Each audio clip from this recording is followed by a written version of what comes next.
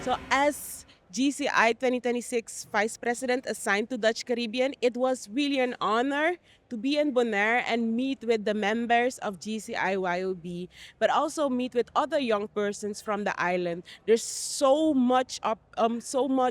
potential, and I can tell that the work that JCI YUB is doing here will have impact on the island, and that's something that I think is really amazing.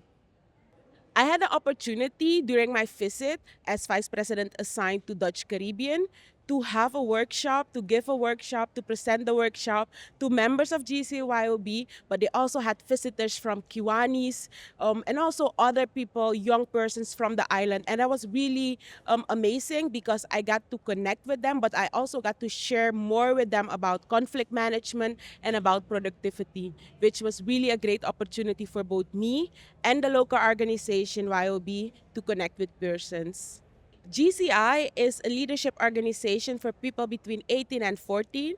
and our mission is to provide leadership development opportunities that empower young people to create positive change. We are active in over 100 countries, and we're also happy that we are active in Boneiru. So if anyone is interested, reach out to them, GCI YOB, follow them on social media, join their activities so that you can also create positive impact in your community.